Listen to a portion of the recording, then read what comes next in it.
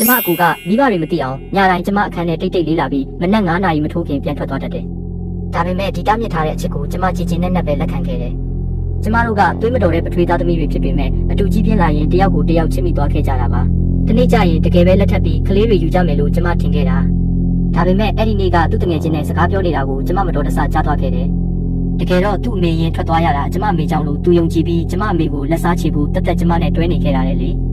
အဲ့ဒီတော့မှကျမကသူ့ရဲ့လက်စားချေစရာကိရိယာတက်တက်ပဲဆိုတာသိလိုက်ရတယ်။ဒီရက်ဆက်တဲ့အမှန်တရားကကျမရဲ့လှပတဲ့မျှော်လင့်ချက်တွေအားလုံးကိုရိုက်ချိုးပစ်လိုက်တယ်။ဒီပတ်သက်မှုကိုအဆုံးသတ်ဖို့ချက်ချင်းပဲဆုံးဖြတ်လိုက်တယ်။နိုင်ငံခြားမှာကျမအကြောင်းသွားတက်ချင်တယ်လို့ကြားတော့အမေကအယမ်းဝမ်းသာသွားတယ်။ပထွေးကတော့မျက်နှာတစ်ခါမှလာမပြတဲ့ကျမရဲ့ရည်စားဆိုးအကြောင်းပြောသေးတယ်။ဒါပေမဲ့အဲ့ဒီရည်စားဆိုးကနာမည်ခံအကိုဖြစ်နေတယ်ဆိုတာသူတို့မသိခဲ့ကြဘူး။အခွင့်ကောင်းယူပြီးကျမနိုင်ငံခြားသွားမယ့်အကြောင်းအကိုကိုမပြောဘူးအမေကိုမှားလိုက်တယ်။အဲ့ဒီကစပြီးသူ့ကိုဆက်သွယ်ဖို့တမင်ကိုရှောင်နေလိုက်တယ်။ဒါပေမဲ့ကျမဒေါသထွက်အောင်လို့သူကကောင်းမလေးအစ်တစ်ယောက်ကိုတော့အိမ်ခေါ်လာသေးတယ်။ကျမလည်းနှုတ်ဆက်ရုံနှုတ်ဆက်ပြီးသူတို့ကိုရှောင်ဖို့မိဖို့ကြောင့်လည်းတမင်ဝင်သွားခဲ့တယ်။ဒါပေမဲ့ကျမဘယ်လိုတုံ့ပြန်မလဲဆိုတာကြည့်ဖို့သူကကျမရှိတမင်ရောက်လာတယ်။ဒီတစ်ခါတော့ကျမဘာမကျေနပ်မှုမှမပြခဲ့ပါဘူး။ကျမကိုလာမထိဖို့ပဲတိတိကျကျပြောလိုက်တယ်။ကျမတို့ကတာမန်မောင်နှမတွေပဲလေ။ဒီလိုလုပ်လို့သူ့မားကိုသူနားလဲသွားမယ်လို့ကျမထင်ခဲ့တာ။ဒါပေမဲ့မထင်မှတ်ပဲအတူတူနေလေစားနေတော့ကျမရှိမှတဲ့သူ့ကောင်မလေးပကံထဲကိုဟင်းတွေတမင်ခတ်ထည့်ပေးနေတယ်။ကျမရဲ့စိတ်ပြက်နေတဲ့မျက်နှာကို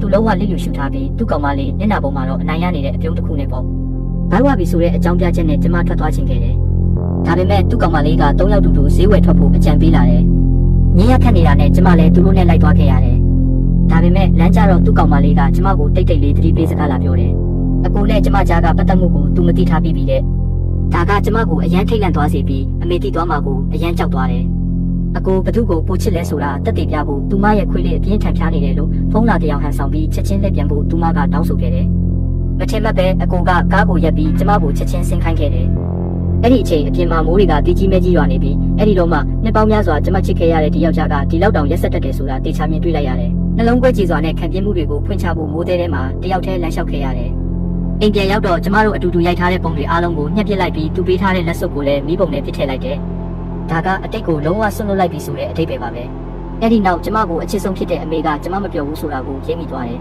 ။ကျမစိတ်ကြည်လာအောင်အမေကဖြောပြပေးခဲ့တယ်။ကျမနဲ့အတူတပ်ပုံတွေလည်းအများကြီးရိုက်ခဲ့တယ်။နိုင်ငံခြားသွားတက်ဖို့အတွက်ခီးဆောင်အိတ်တွေကိုလည်းအမေကကူပြင်ပေးခဲ့တယ်။အဲ့ဒီအချိန်မှာပဲသူကျမအခန်းထဲကိုထပ်ရောက်လာတယ်။ထွက်သွားဖို့ပြင်ဆင်နေတယ်ဆိုတာကိုကျမမပြောပြခဲ့ဘူး။ကျမနားချင်ပြီးမို့လို့မြင်မြန်ထွက်သွားပေးဖို့ပဲပြောလိုက်တယ်။နောက်နေ့မနက်စောစောသူအလုပ်သွားနေတော့သူ့အခန်းထဲမှာကျမစာတစ်စောင်ခြံထားရစ်ခဲ့တယ်။အဲ့ဒီနောက်မိဘတွေကိုနှုတ်ဆက်ပြီးထွက်ခွာဖို့ကားပေါ်တက်တော့မလို့ပဲ။ဒါပေမဲ့အဲ့ဒီအချိန်မှာသူပြန်ရောက်လာလိမ့်မယ်လို့ကျမမထင်ထားခဲ့ဘူး